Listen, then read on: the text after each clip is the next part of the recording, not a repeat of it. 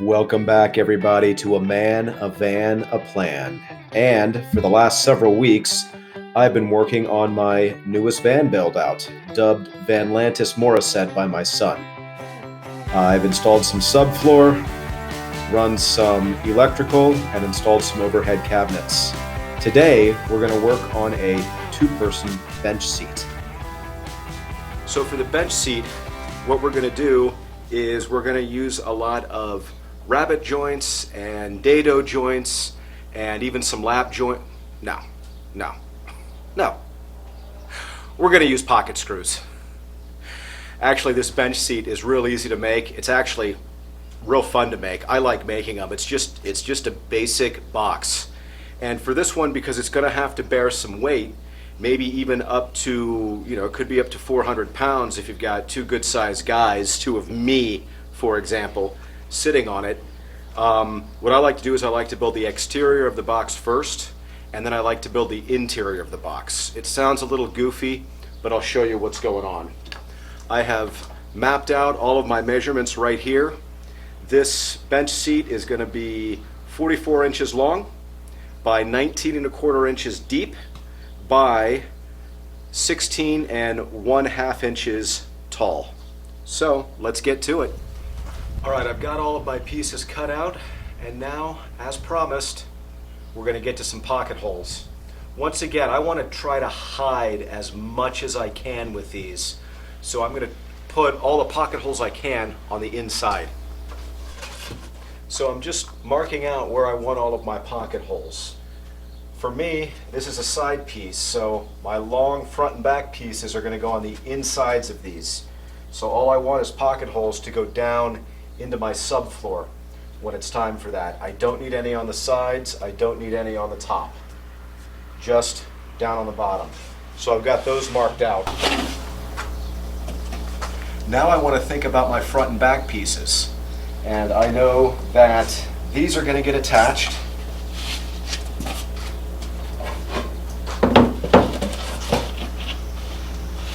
like so. If you can kind of imagine, this is where you're actually going to sit. And this is a front or a back. I haven't decided yet. At this point, it doesn't really matter. But I'm going to need pocket holes to attach it down into the floor and pocket holes to attach it into each of these side pieces. I don't need anything at the top.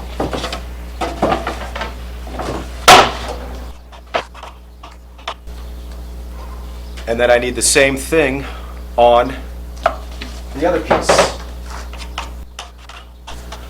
Once again, I'm going to use a lot of pocket screws, especially for this, because not only is this in a van where it's going to be shaking, but people are actually going to be sitting on this. This is going to bear weight.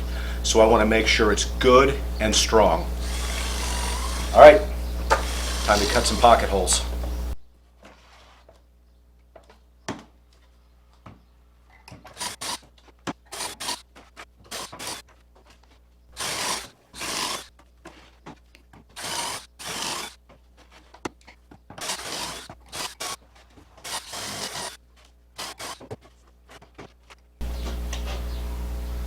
Now it's simply a matter of attaching these together with some glue and some pocket screws.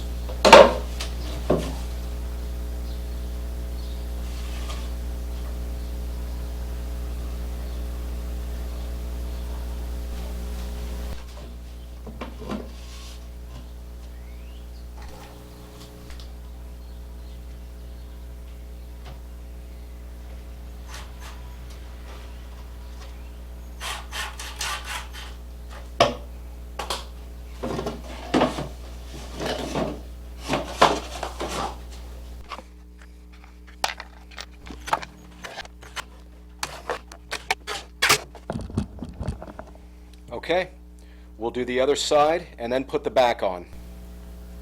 All right, here is part of the carcass assembled.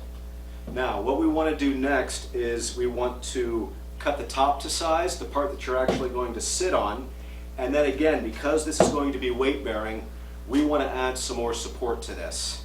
So, here's the key to doing it this way, to doing it the way that I'm about to show you. Right now it's right side up. What we want to do is turn the whole thing upside down. How do we know it's upside down? All these pocket screws down here are now facing up towards the ceiling. When this is completed, these are going to be sitting on the subfloor, this part right here. What we're going to do next is we're going to take our measurements so we can cut our top. And the interior of this is 18 1/4, which makes sense because the exterior is 19 1/4. And it is 43 inches, which makes sense because our exterior is 44 inches. So again, it's the exterior measurements are what we measured and what we cut this to, and then we have to take off a 1/2 inch for each of these sides. So measuring side to side, that'd be 1 full inch to take off, and measuring front to back, it would be again 1 full inch to take off. So we need a piece that is 18 1/4 by 43. We're going to do that now. I've got this top piece cut now. Let's see how we did.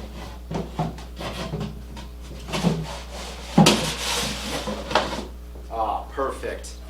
Fits in there very, very nicely. The next thing we need to do is we need to cut two 2.5 inch pieces by the interior of this, which again is 43 inches. I already know it, we don't need to measure it. So we're going to go ahead and cut those to 43 inches. All right, we have our 2.5 inch by 43 inch pieces. Those are going to lay in there just like so. Now we need 2 more pieces for the side. This is 18 3/4, but we have another inch that we have to take off. So we're going to cut these 2 side pieces 1 inch shorter to 17. 17 1/4. Measure twice, cut once. All right, so 2 pieces at 17 1/4. Got those cut out. All right, and those fit in there very, very nicely. I'm going to show you what we're doing here. You can see we're just framing out what will be the top once we're done with it.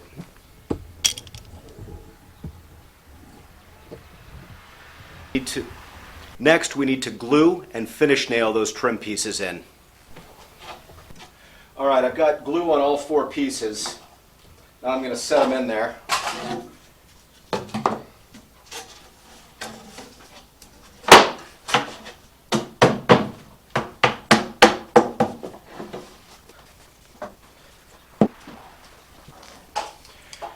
Now we're going to attach them with finish nails.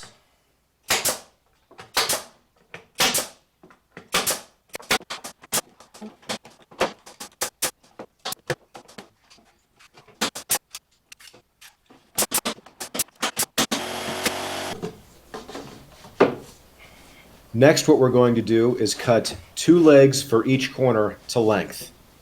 These will go in on the corners and help distribute the weight from when you're sitting on the box down to the subfloor.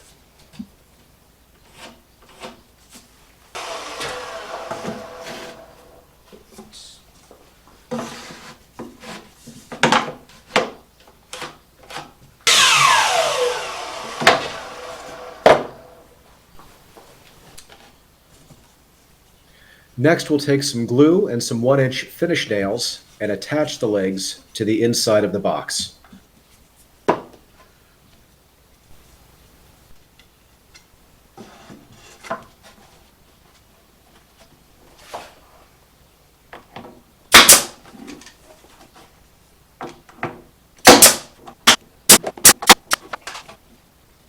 You'll repeat the process with all 8 legs, putting in 2 per corner.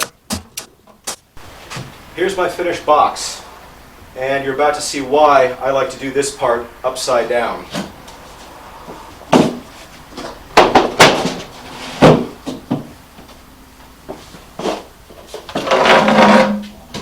We turn it over, put the top on,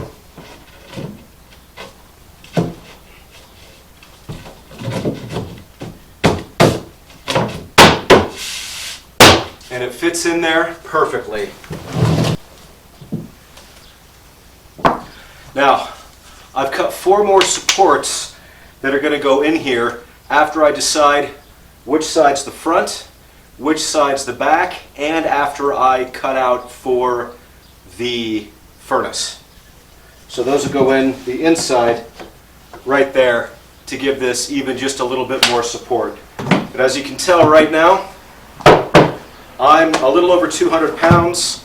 Yeah, I'm overweight. But as you can tell, it's sturdy.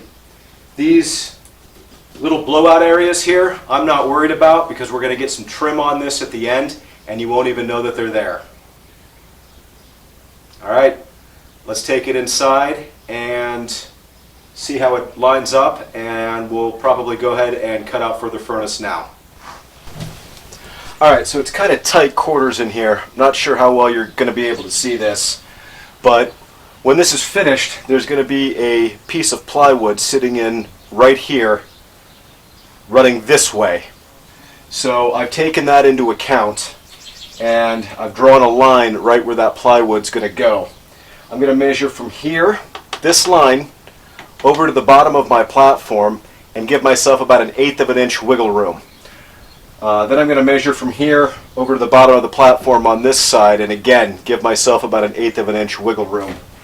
Then I'll get the measurement from the subfloor up to the top with a little bit of wiggle room. I'm going to transfer all those measurements onto my 2-person bench seat and then cut those out. Got my cuts laid out. Time to cut them in.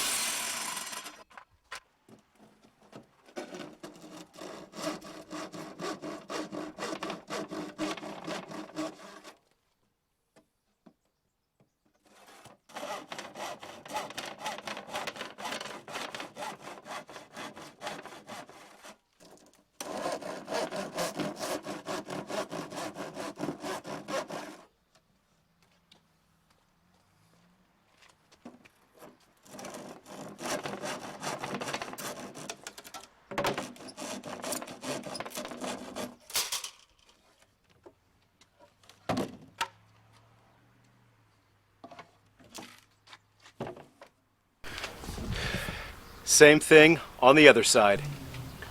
Okay, here's the moment of truth. Am I as good a carpenter as I like to think that I am? I'm going to bring the box in, set it over here, see how I did with my cuts. Good or bad, I'm going to share it with you.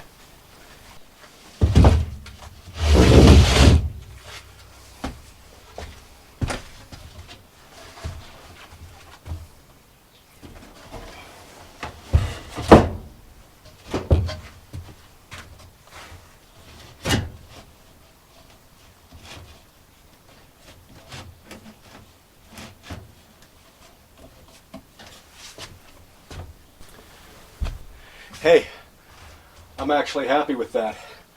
I'll have to pull out the platform underneath the furnace just a little bit, but that's going to fit in there quite nicely. Not too bad. So the last thing that I'm going to do today is make a box that fits over this furnace. I haven't decided yet whether or not I'm going to attach it down.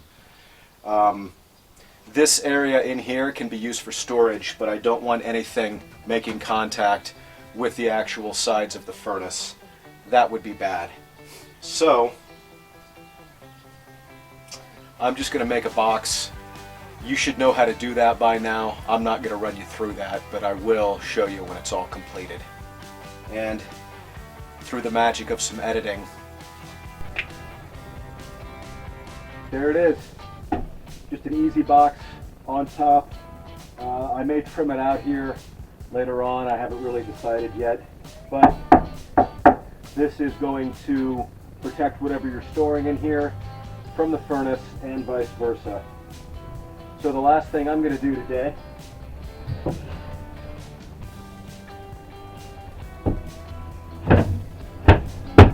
Throw the top on that.